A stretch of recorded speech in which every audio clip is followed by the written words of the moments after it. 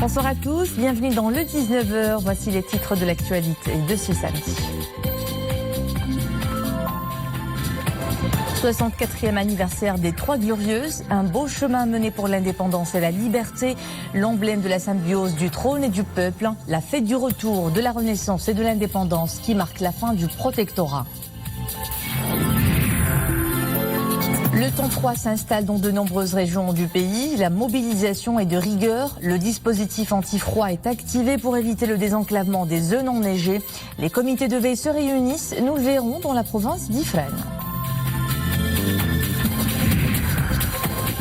Un projet à succès, celui lancé par le jeune entrepreneur Adnan Addibi à la tête du Centre marocain pour l'innovation et l'entrepreneuriat social, une structure dédiée au conseil et à l'accompagnement des jeunes à la fibre entrepreneuriale.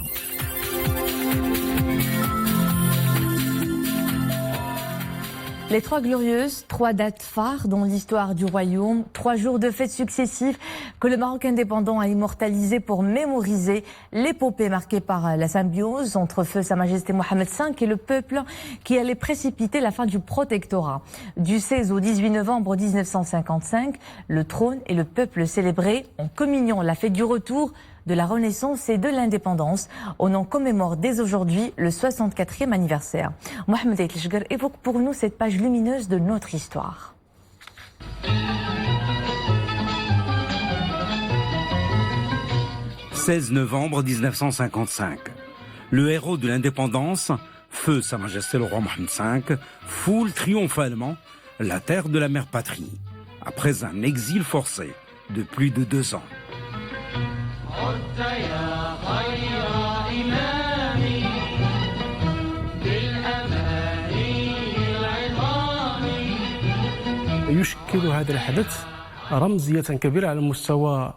Cet événement du retour d'exil du père de la nation couronne toute une épopée de révolution du roi et du peuple. Les Marocains étaient unanimes à lier l'indépendance du Maroc au retour d'exil du sultan légitime à son trône.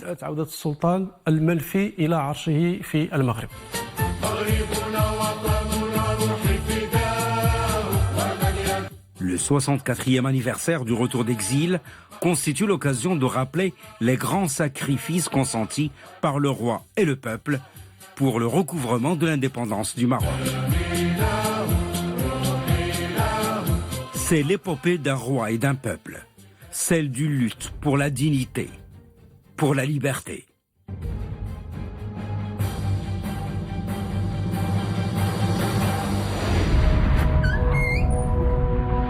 Le 20 août 1953, un vil complot est orchestré par les forces coloniales. Il aboutit à l'exil forcé du sultan Sidi Mohamed Ben Youssef vers l'île de Corse tout d'abord, puis vers Madagascar. Ensuite, l'occupant tente vainement d'imposer son diktat et ses marionnettes. Vainement, car le peuple marocain se soulève spontanément. La résistance s'organise. Des attaques ciblées sont déclenchées pour forcer la main aux troupes coloniales et obtenir le retour d'exil du sultan légitime.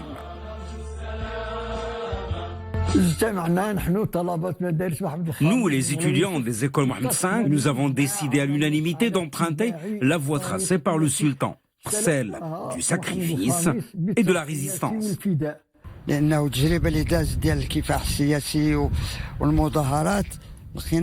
Nous avons vite compris que la lutte politique et les manifestations ne permettaient plus de forcer la main à l'occupant. Pour obtenir le retour d'exil du sultan Sidi Mohamed Ben Youssef, pour obtenir l'indépendance, nous avons dû donc décider de passer à la lutte armée.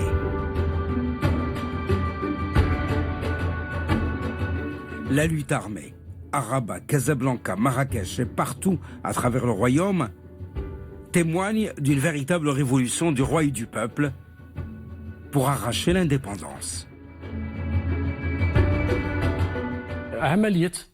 L'opération avec des explosifs au marché central de Casablanca a été menée la veille des fêtes de fin d'année, en 1954. Nous avions lancé cette opération le 24 décembre, lors des fêtes de Noël, car Sa Majesté Mohammed V avait été forcé à l'exil à l'occasion de la fête du sacrifice.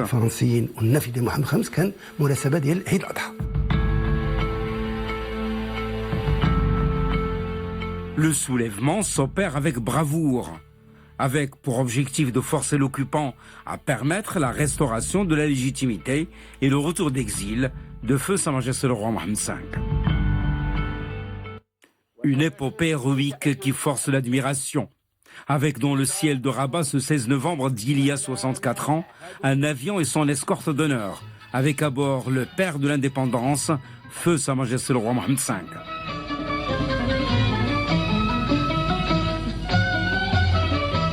Le 16 novembre 1955 est depuis synonyme de retour de la légitimité et de la fin du protectorat. Le père de l'indépendance annoncera aussitôt la fin du petit djihad de la lutte pour l'indépendance et le début du grand djihad de l'œuvre d'édification du Maroc moderne et de parachèvement de l'intégrité territoriale du royaume du Maroc.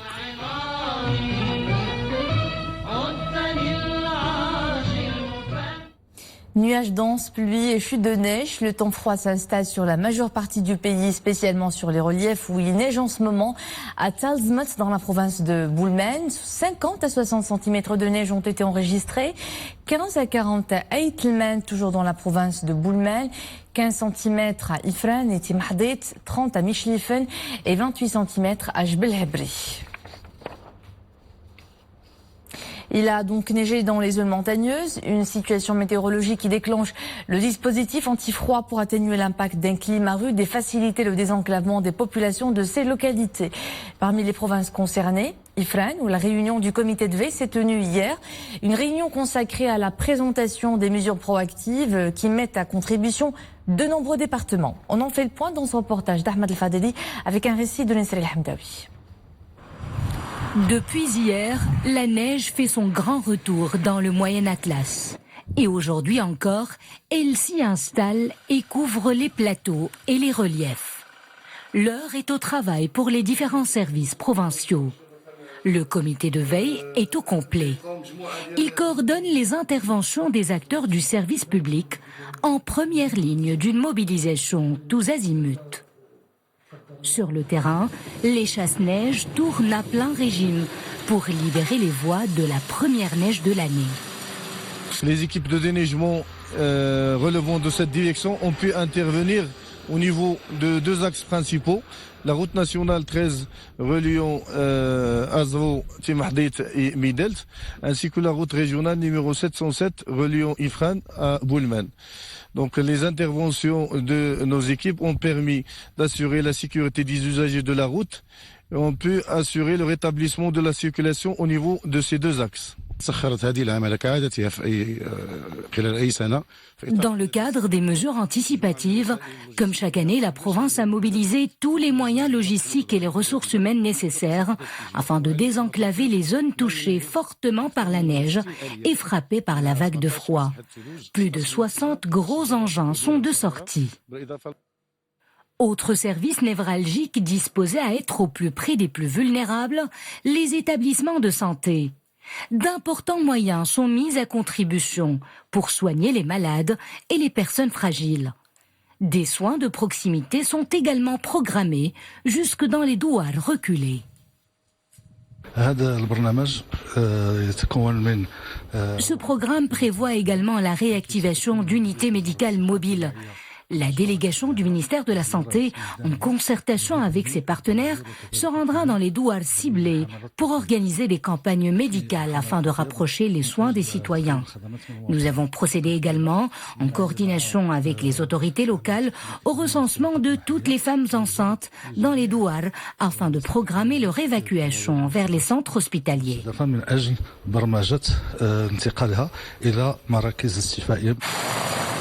Et parce que le froid peut devenir un ennemi mortel, les autorités locales prendront en charge les personnes sans abri. En coordination avec les autorités locales et provinciales, nous organisons des opérations d'évacuation des personnes sans abri vers les établissements de protection sociale afin de leur éviter de contracter des maladies et de prévenir les dangers de mort suite au froid. Sur les plateaux, la neige a atteint les 15 cm. Quant au sommet, du côté de Michlifen, la poudreuse frôle les 30 cm. Les autorités concernées s'activent pour le bien-être et la sécurité des citoyens. Mais la vigilance s'impose tout de même sur les routes. Avec un seul ticket de transport, vous pouvez vous déplacer à la fois dans un bus et à bord d'un tramway et Rabat. C'est bien l'option train-bus opérationnelle dès aujourd'hui. De quoi dégraisser votre budget transport. Le trajet vous coûtera seulement 8 dirhams. On en saura plus dans ce reportage de Wissal Emri, Abdrahim Filoul, Marim Messi. C'était jusqu'à hier le point ultime relié par le tramway de Rabat-Salé. Aujourd'hui, la desserte se poursuit pour ceux souhaitant rallier la ville de Témara avec en prime 3 dirhams d'économiser. Avec un seul ticket, le voyageur pourra se déplacer, soit en montant au bus ou au tram, et ainsi changeant de mode de manière facile. Il y a eu des aménagements qui ont été faits pour faciliter cette opération-là et rendre les moyens de transport urbain vraiment au niveau pour qu'ils deviennent une vraie alternative pour les citoyens au niveau de l'agglomération. Aujourd'hui, on est en train de démarrer cette expérience pilote qui va nous permettre de commencer à faire le premier transport intermodal du royaume, à partir de laquelle on va pouvoir étudier comment déployer ce système dans d'autres lignes, dans d'autres villes. Une extension de validité des tickets rendue possible grâce à une nouvelle offre de transport intermodal où le réseau de bus viendra conforter celui du tramway. L'idée, c'est de proposer à la clientèle un ticket qui permet de prendre à la fois le tramway et le bus. C'est un ticket qui coûte 8 dirhams et qui est valable pendant 2 heures dans un seul sens. Désormais opérationnelle, l'intermodalité concerne l'intégralité du réseau tramway ainsi qu'une nouvelle ligne de bus créée spécialement dans le cadre de cette expérience pilote dans le royaume. Il relie le quartier Al-Wifaq à Témara à la gare de Rabat Agdel en passant par Hayya Riyad. Le point d'échange entre les deux modes se situe au niveau de la station terminus du tramway à la cité universitaire Al-Irfan. L'intermodalité est aussi opérationnelle dans le sens inverse au niveau de la station tramway Ibn Sina avec une desserte de la gare TGV à l'Agdal. De nouvelles opportunités de déplacement qui répondent aux attentes des citoyens. J'habite le quartier Al-Wifaq à Témara. Avant, je devais prendre un grand taxi, un bus puis un petit taxi pour me rendre chez mes proches à Salé. Aujourd'hui, je découvre à ma grande surprise le lancement de ce ticket unique. C'est une initiative profitable pour les personnes qui, comme moi, font un usage régulier des transports en commun. Avec un ticket à 8 dirhams seulement, on peut maintenant se déplacer jusqu'à Témara. C'est moins coûteux et plus fluide, ce qui facilite nos trajets du quotidien. Disponible dans l'ensemble des points de vente du réseau du tramway et chez les revendeurs agréés, le ticket Trambus doit être validé à la fois à la montée du tramway et du bus. Au terme de ce premier test, ce service est appelé à se généraliser pour couvrir l'ensemble du réseau de bus. À l'international, nouveau bilan meurtrier en Syrie. 19 personnes, dont 13 civils, ont été tuées dans un attentat à la voiture piégée dans la ville d'Al-Bab, dans le nord-est. L'explosion est survenue dans un lieu de rassemblement de taxis et de bus dans cette ville sous contrôle de l'armée turque depuis 2 ans. L'attentat n'a pas été revendiqué dans l'immédiat. Les Iraniens à nouveau dans la rue pour dire leur colère après l'annonce surprise par le gouvernement d'une hausse du prix de l'essence et la mort d'un civil lors d'une manifestation. La réforme a été présentée comme une mesure dont les bénéfices seront distribués aux ménages en difficulté. Les manifestations se sont étendues à de nombreuses villes du pays. Paris sous haute tension. Les Gilets jaunes se mobilisent en force dans la capitale, un an après la naissance de ce mouvement de contestation sociale. 1 millier de manifestants se sont rassemblés cet après-midi dans une ambiance qui s'est rapidement tendue avec des tirs de canon à eau et gaz lacrymogène contre jets de pavés, feux de poubelle et mobilier urbain saccagé. La mobilisation a été tout aussi intense dans d'autres villes comme Lyon et Toulouse. Focus sur un événement devenu une véritable référence dans le domaine de l'alimentation et des boissons au Maroc. Siab Expo reprend ses quartiers à Casablanca et de là voir les innovations techniques et les dernières tendances du secteur. Une plateforme B2B tournée vers des solutions. Sarah Katir. 120 entreprises venues de 15 pays différents présentent les dernières tendances culinaires à des professionnels au Salon international de l'alimentation et des boissons. Un rendez-vous dédié à l'industrie agroalimentaire au Maroc et à l'international. Le domaine de l'alimentation est un domaine très important, un domaine qui crée de l'emploi, un domaine qui est riche avec le lancement du plan Maroc vert, un domaine qui est en train d'aller plus loin dans le développement et la recherche et la promotion. C'est une valeur ajoutée pour le secteur de l'alimentation et des boissons. Et lors de ce salon, les entreprises marocaines mettent en avant la qualité et la diversité de leurs produits et ce, afin de promouvoir le Made in Morocco. La qualité de nos produits répond aux attentes des marchés européens ou ceux des pays du Golfe et on est là pour le prouver.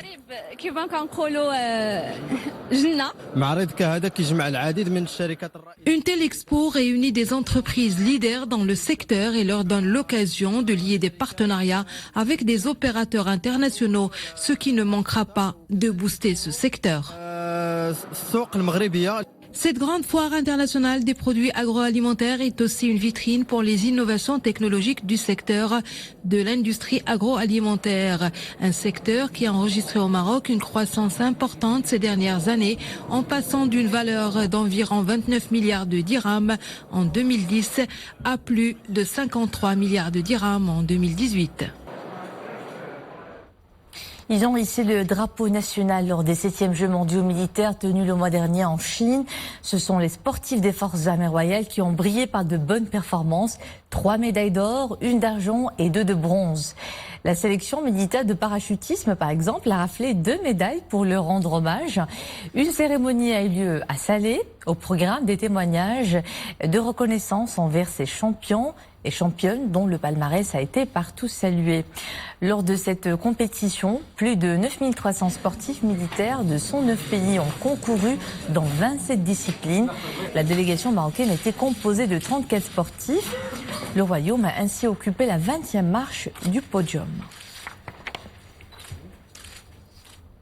9 ans d'existence et déjà un beau parcours. Le Centre marocain pour l'innovation et l'entrepreneuriat social est une adresse utile pour de nombreux jeunes porteurs de projets désireux de se lancer dans l'aventure de l'entrepreneuriat. À la tête de cette structure d'accompagnement et de conseil, un jeune tout aussi passionné par l'entrepreneuriat, Adnan Addiwi, qui contribue à former et encadrer des dizaines de jeunes porteurs de projets. Voici son portrait dans ce sujet d'Abdelghani Jebran, Hamid Amin Sharqawi et Zakaria Mouqim Billah.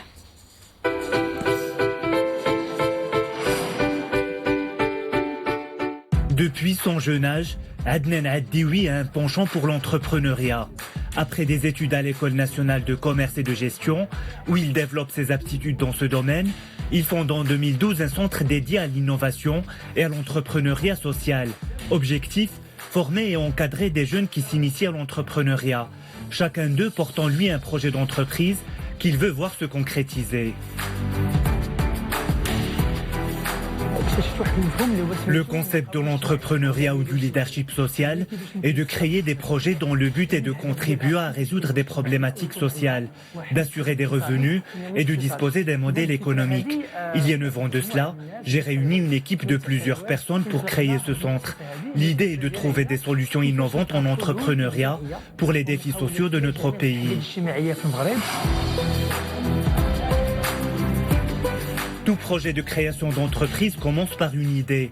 Avant de se lancer, le porteur de projet doit étudier l'idée et établir un plan d'action. Adnan Haddioui œuvre à transmettre son savoir et son savoir-faire à ces jeunes entrepreneurs ambitieux. Le but est de leur apprendre à faire leurs premiers pas et trouver leur voie dans l'entrepreneuriat social. Avec application et ténacité, ils entament leur parcours.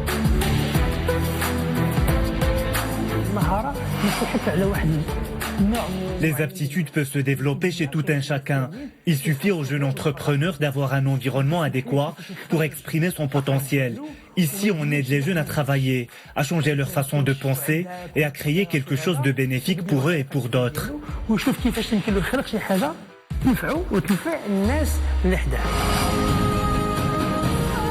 La concrétisation des idées de projet est l'objectif de ces jeunes entrepreneurs comme Yassine. Grâce à l'encadrement dont il a bénéficié au centre, il a pu créer une entreprise sociale qui œuvre pour le soutien éducatif aux enfants.